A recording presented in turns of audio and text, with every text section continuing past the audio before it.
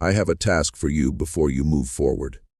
Open up photos of ancient Egyptian statues, not just one or two, but dozens.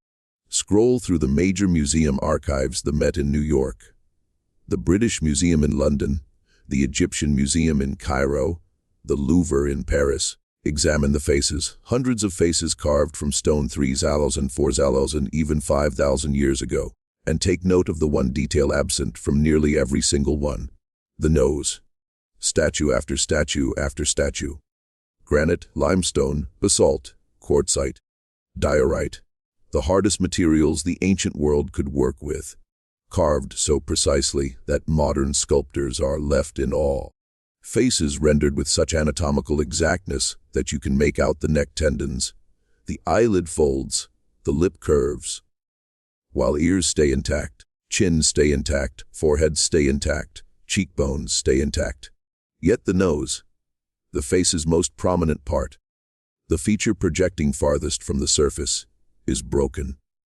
Not smoothed by weathering, not slowly eroded into softness, but broken, struck, taken off. Hit with enough force to leave chisel marks on the adjacent stone. Clean fractures where the nose meets the face, diagonal breaks consistent with deliberate blows from a certain direction. Every museum, every collection, every dynasty, every era across 3,000 years of Egyptian art. The noses are missing. I first noticed this the way most people do, vaguely, abstractly. The way you register something so all-encompassing that it starts to seem like a fact of existence, rather than something needing an explanation. Egyptian statues lack noses. That's simply how they appear. That's just what occurred. Time, sand, and the ordinary decay of millennia did what they always do. Things crumble. Noses are fragile. They protrude. They break first. Natural. Then I began to tally, measure, and compare. And the natural explanation fell apart before my eyes. Begin with physics. Because the erosion theory makes a specific physical prediction. If noses break because they stick out most, and are thus most susceptible to natural damage, then other protruding elements should show similar harm. Ears jut from the sides of heads. Chains stick out from lower faces. The uraeus, the cobra emblem on pharaonic headdresses, projects from the forehead. Carved hands holding objects extend from bodies. Fingers are far more delicate than noses. Toes are even more exposed. Go back to those images. Look at the ears, undamaged on statue after statue that lacks a nose. Look at the chins, unharmed.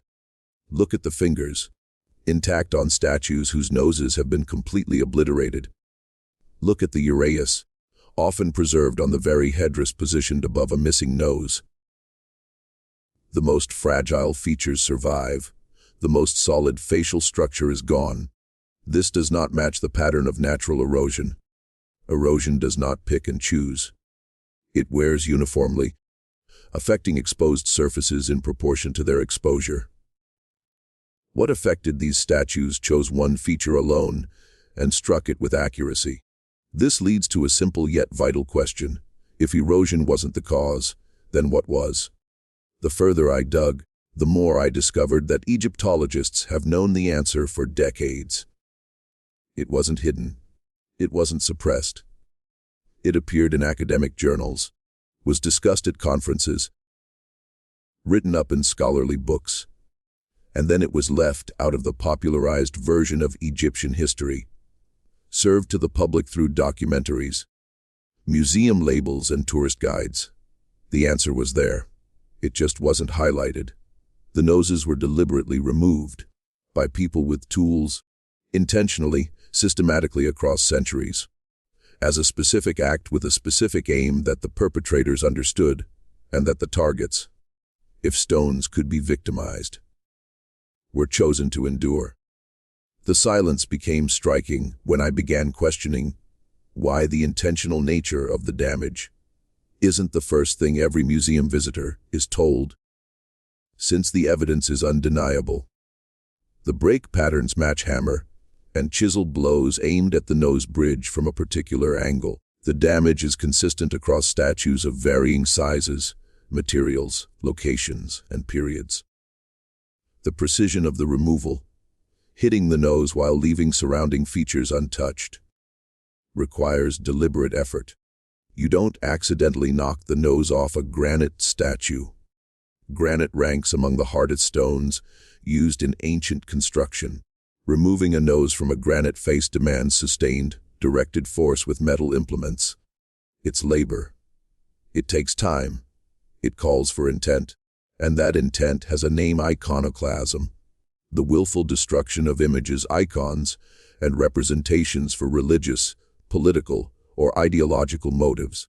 Egyptian iconoclasm, the systematic defacement of ancient statues, stands as one of the most extensive campaigns of cultural erasure in human history, as if following instructions they didn't fully grasp. Except in this case, they grasped them perfectly. Here is what the scholarly literature reveals that the mainstream story omits. The ancient Egyptians regarded statues as vessels, not mere representations, not commemorations, but vessels. A pharaoh's statue was not a portrait in today's sense. It was a receptacle for the Af-Kaf, the spiritual essence, the life force of the person depicted. The statue was alive in a way that modern Western culture lacks a framework to comprehend. It could accept offerings. It could intercede with the gods. It could harbor the spirit of the deceased.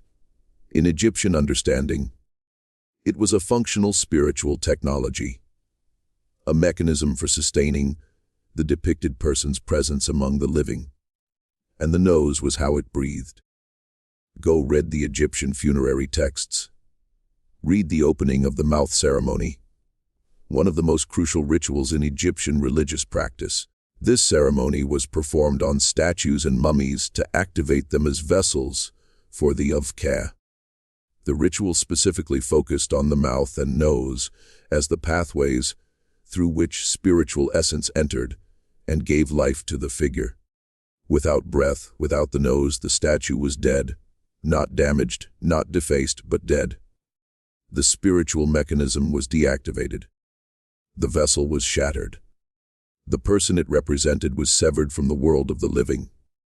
Removing the nose was not vandalism. It was murder. Spiritual murder.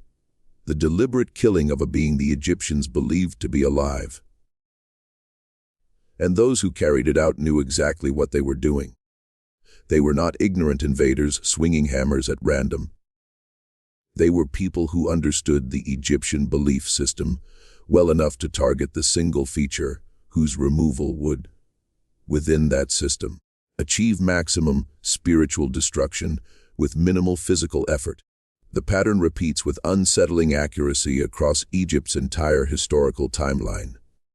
Because the nose breaking did not occur just once, it occurred in waves. Each wave corresponds to a particular historical moment when a new power needed to neutralize the spiritual authority of the previous regime.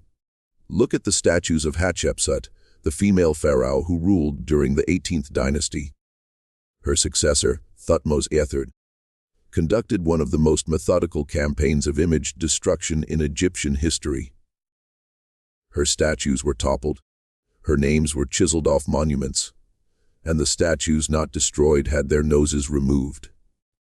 Not because Thutmose hated Hatshepsut's face, but because Thutmose needed Hatshepsut's spiritual presence eliminated.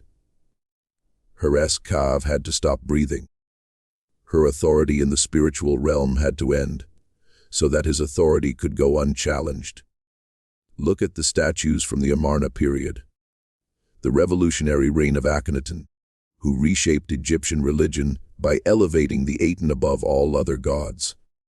After Akhenaten's death, his successors methodically erased his images. The noses were targeted. The spiritual technology was dismantled. Akhenaten's Fakar was suffocated in stone. Look at the statues defaced during the early Christian period in Egypt, when Christianity spread through the region in the 4th and 5th centuries AD. The new faith encountered a landscape filled with what it considered pagan idols. Thousands of statues were defaced, and the pattern was specific. The noses, the mouths, sometimes the eyes, always the features tied to the animation of the care. The Christians who attacked these statues understood, whether through direct knowledge of Egyptian beliefs or inherited cultural memory, that the nose was the crucial element. They did not overturn every statue. Toppling is hard work when a statue weighs several tons. They disabled them efficiently, precisely, with a chisel to the nose bridge.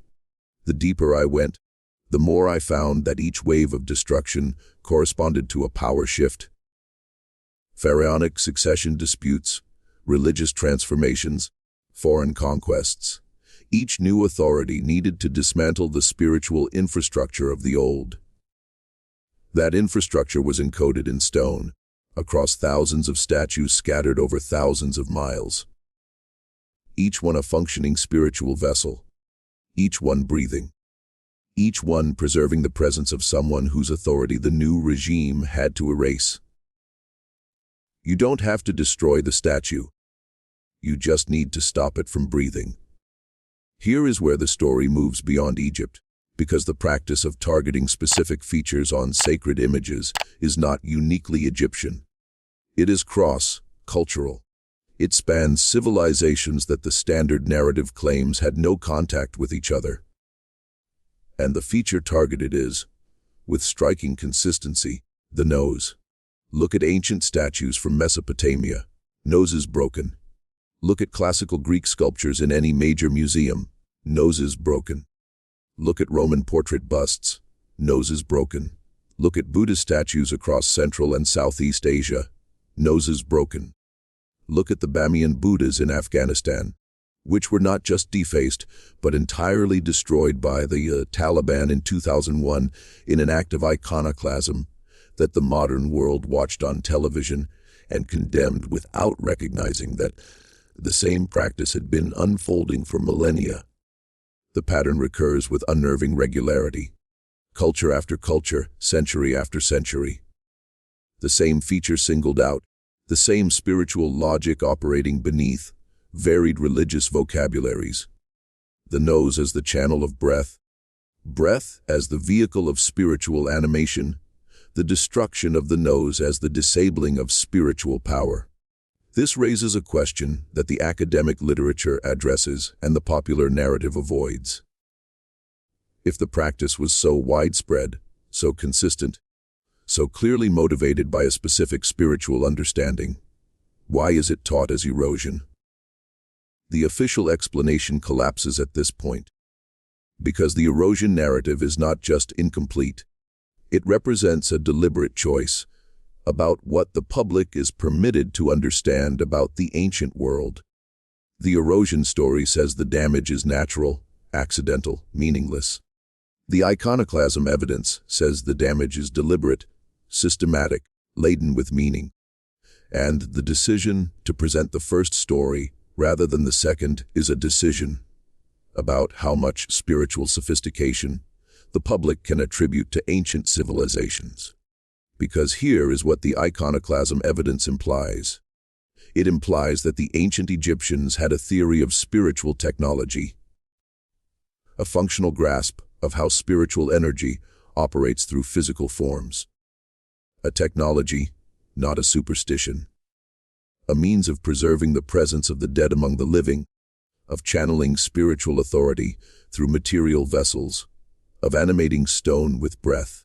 And it implies that this technology was taken seriously enough by every subsequent civilization to make its destruction a priority during every power transition for 3,000 years. You do not spend centuries systematically breaking the noses of statues because of mere superstition. Superstition yields random, inconsistent, localized responses. The nose breaking is precise, consistent, and universal. It is a counter-technology, a weapon deliberately designed to neutralize a specific function. And the consistency of that weapon across cultures suggests that the function it targeted was recognized not only by the Egyptians but by everyone who encountered Egyptian spiritual infrastructure and acknowledged it as effective. The deeper I went, the more the broken noses began to look like evidence. Not of ancient ignorance, but of ancient knowledge. Knowledge about the relationship between form and spirit. Knowledge about how breath animates matter. Knowledge about the spiritual architecture of physical objects. Knowledge threatening enough to every new regime, every new religion, every new power structure replacing the old one, that its instruments had to be systematically dismantled across millennia. I am not telling you that Egyptian statues were literally alive. I am asking why every civilization that encountered them acted as if they were. I am asking why the destruction was so precise, so uniform, so focused on one feature across thousands of statues over thousands of years. I am asking why the erosion narrative endures in popular culture when the iconoclasm evidence has been published in academic journals for decades. I am asking what the ancient world understood about the relationship between breath, stone, and spirit that every subsequent civilization considered dangerous enough to obliterate. I am asking why museums display thousands of noseless statues and let you assume the damage was weather. Go back to those photos. Look at the fracture lines. Look at the chisel marks. Look at the clean, angular breaks that wind and sand do not create. Look at the ears that survived, the fingers that remained, and the noses that are missing. Every single one from every single dynasty, in every single museum across every single collection of ancient Egyptian art on Earth. Ask yourself whether that resembles erosion. Once you see it, you cannot unsee it.